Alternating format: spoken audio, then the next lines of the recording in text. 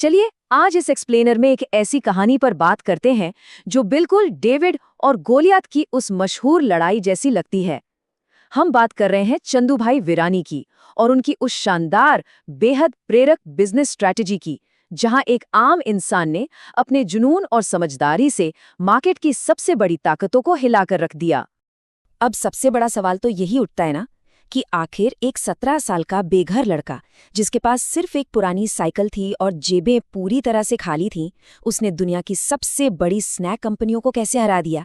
गुजरात के एक छोटे से गांव से निकलकर एक ऐसी स्नैकिंग एम्पायर खड़ी करना जो आज ग्लोबल जायंट्स को सीधी टक्कर दे रही है, सच में ये किसी चमत्कार से कम नहीं लगता।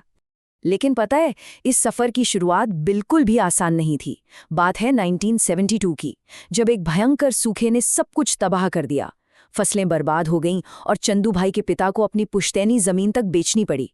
राजकोट आकर उन्होंने एक फर्टिलाइजर बिजनेस शुरू करने की कोशिश की, लेकिन वहां उनके साथ धोखा हो गया और उनके आखिरी 600 रुपए भी डूब गए। सोचिए, ये एक ऐसा पल था जो किसी को भी पूरी तरह तोड़ने के लिए काफी था। पर चंदू भाई को हार मानकर खाली हाथ अपने गांव वापस जाना बिल्कुल मंजूर नहीं था। कुछ भी हो, उन्हें काम करना था। तो उन्होंने राजकोट के एस्ट्रन सिनेमा में एक छोटा सा काम पकड़ लिया। वहां उन्हें महीने के सिर्फ 90 रुपए मिलते थे। और काम क्या था? झाड़ू लगाने से लेकर पोस्टर चिपकाने, टिकट चेक करने और यहां तक कि फटी हुई सीटों को सिलने तक का काम। उन्होंने बिना किसी शर्म के पूरी लगन से हर छोटा बड़ा काम किया।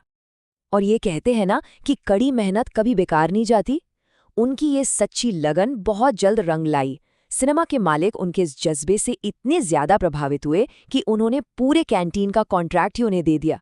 डील ये तय हुई कि महीने का 1000 रुपये रेंट देना होगा और उसके बाद आने वाला सारा मुनाफा उनका अपना। यही वो टर्निंग पॉइंट था जहां से एक बहुत बड़े बिजनेस आइडिया की शुरुआत हुई। कैंटीन संभालते हुए उन्हें एक बहुत ही दिलचस्प डेटा पॉइंट नोटिस हुआ। उन्हें समझ आया कि उनकी 80% सेल्स सिर्फ एक ही आइटम से आ रही थी, और वो थी पोटैटो चिप्स। और सबसे मजेदार बात पता है क्या थी?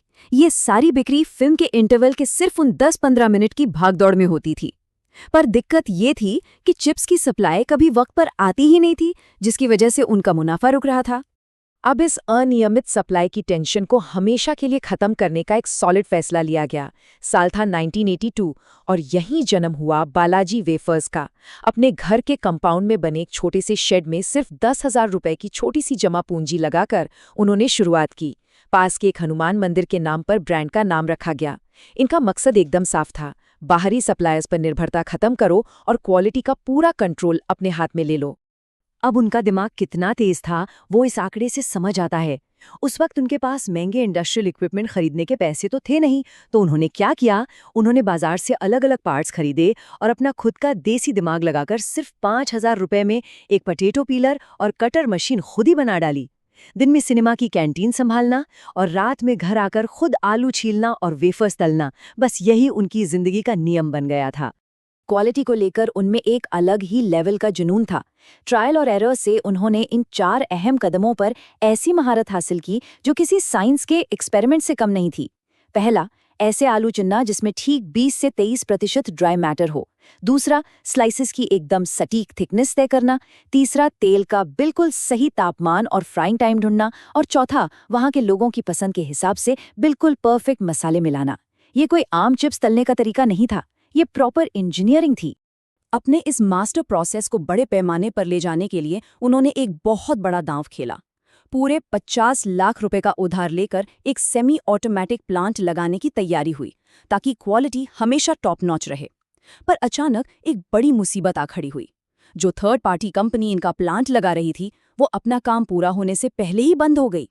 आप 50 लाख रुपए फंस चुके थे और मशीन आधा अधूरा पड़ा था। एक ऐसी भयानक स्थिति थी जहां कंपनी पूरी तरह से बैंकरप्ट हो सकती थी। लेकिन असली जज्बा तो मुसीबतों में ही दिखता है ना। हिम्मत हारने और रोने धोने के बजाय उन्होंने और उनके भाइयों ने खुद मशीन्स को खोलना शुरू किया। हर एक पार्ट को समझा, खुद ही मैनुअल्स पढ़े और सेल्फ टॉट इंजीनियर्स बन गए। उन्होंने ना सिर्फ उस फंसे हुए मशीन को ठीक किया, बल्कि अपना मैन्युफैक्चरिंग प्रोसेस भी सक्सेसफुली ऑटोमेट कर दिया। ये क्राइसिस मैनेजमेंट का एक बेहतरीन उदाहरण है। और बस, इस जीत ने उनके आगे बढ़ने की रफ्तार को और तेज कर दिया। 1995 में उन्होंने अपना दूसरा सेमी ऑटोमेटिक प्लांट लगाया और फिर 2002 में उस वक्त का सबसे बड़ा फुली ऑटोमेटेड फैक्ट्री सेटअप किया। मशीन्स और टेक्नोलॉजी में लगातार निवेश करने का ही नतीजा था कि 2006 आते आते पूरे गुजरात के 90% मार्केट पर बालाजी वेफर्स का एक छत्र राज हो चुका था। गुजरात जीतने के बाद अब बारी थी अपना जलवा बाहर दिखाने की। उनकी ये आक्रामक रणनीति सच में शानदार थी। बालाजी ने सीधा लेज को चिप्स में और हल्दीराम्स को नमकीन में एक साथ टक्कर देने का प्लान बनाया। उन्होंने वेस्टर्न स्नैक्स, ट्रेडिशनल इंडियन नमकीन और यहाँ तक कि नूडल्स भी मार्केट में उतार दिए। हर उम्र, हर पसंद और हर टेस्ट बड के लिए इनके पास एक प्रोडक्ट तैयार था। उन्होंने मार्केट के गेम को बहुत क्लोजली ऑब्जर्व किया और अपने कॉम्पिटिटर्स की दुखदी रागों पर सीधा वॉर किया। जहां बाकी विदेशी ब्रांड्स महंगे थे और उनके पैकेट में चिप्स से ज्यादा हवा भरी होती थी, वहीं बालाजी ने ग्राहकों की असली जरूरत को पकड़ा। कम दाम, 25 से 30% ज्यादा चिप्स और अपना देसी चटाकेदार स्वाद। ये एक ऐसी जबरदस्त वैल्यू ऑफरिंग थी जिसे कोई और बड़ा ब्रांड आसानी से हरा नहीं पाया। और उनका मार्केटिंग मैसेज भी उतना ही तेज और सीधा था। Less air, more wafers and rich flavours, यानी हवा कम, चिप्स ज्यादा। ये एक ऐसी लाइन थी जिसने पूरी तरह से लेज जैसे बड़े ब्रांड्स का मजाक उड़ाया और उनकी सबसे बड़ी कमजोरी को हाईलाइट किया। ग्राहकों को यही तो चाहिए था। इस टैगलाइन ने दिलों और दिमाग में बालाजी को एक वैल्यू फॉर मनी ब्रांड बना दिया। लेकिन देखिए, सिर्फ एक टैगलाइन से इतना बड़ा एम्पायर नहीं बनता। इस विशाल बढ़त के पीछे ये 4 बहुत ही सॉलिड तरकीबें थीं। पहला, नए प्रोडक्ट्स ट्राई करवाने के लिए हर पैकेट के पीछे स्मार्ट क्रॉस सेलिंग मार्केटिंग। दूसरा, एक एडवांस्ड R&D लैब जहां ग्राहकों से सीधा फीडबैक लिया जाता। तीसरा, एक के बाद एक राज्यों में बहुत ही मेथोडिकल तरीके से एंट्री। और चौथा, सबसे कमाल की सूझबूझ, आलू के ऊपर नीचे होते दामों से बचने के लिए 25,000 टन का एक विशाल कोल्ड स्टोरेज खुद का बना लेना। बिजनेस नंबर से आगे बढ़कर बात करें तो उनकी HR स्ट्रैटेजी तो पूरी तरह से अलग और नायाब है। यहाँ किसी भी डिपार्टमेंट को कोई प्रेशर वाले टारगेट्स नहीं दिए जाते और आप हैरान रह जाएंगे कि कंपनी के हर एक एम्प्लॉय के पास सीधे फाउंडर का पर्सनल नंबर होता है। फैंसी रिज्यूम्स और डिग्रियों से ज्यादा वहाँ लोगों की लगन और जज्बे को अहमियत दी जाती है। इस कल्चर की वजह से एम्प्लॉयज में अपनापन और टोटल ओनरशिप का एहसास पैदा होता है। पर इनके उसूलों और इंसानियत की सबसे बड़ी मिसाल तो तब सामने आई जब एक कंपेटिटर को भारी मदद की जरूरत पड़ी। जब हल्दीराम्स की नोएडा फैक्ट्री में आग लग गई थी तो बालाजी वेफर्स ने कमाल का बड़ापन दिखाया। उन्होंने कई महीनों तक अपने सबसे बड़े कंपेटिटर के प्रोडक्ट्स खुद की फैक्ट्री में बनाए। ये साफ दिखाता है कि बेहतरीन बिजनेस सिर्फ पैसे कमाने का खेल नहीं, बल्कि सही नियत और इंसानियत बनाए रखने के बारे में भी है। इनके आज़ाद ख्यालों और अपने ब्रांड के प्रति प्यार का सबसे बड़ा सबूत साल 2023 में देखने को मिला। पेप्सी जैसे विशाल मल्टीनेशनल जायंट ने बालाजी वेफर्स को खरीदने के लिए पूरे 4,000 करोड़ रुपए का एक मैसिव ऑफर सामने रखा। पर चंदू भाई ने अपनी स्वदेशी ब्रांड को स्वतंत्र रखने का फैसला किया और इस इतने बड़े ऑफर को एक ही झटके में ठुकरा दिया। पर उस फैसले का नतीजा क्या निकला? आज वो आंकड़ा आपके सामने है, 50,000 करोड़ रुपए।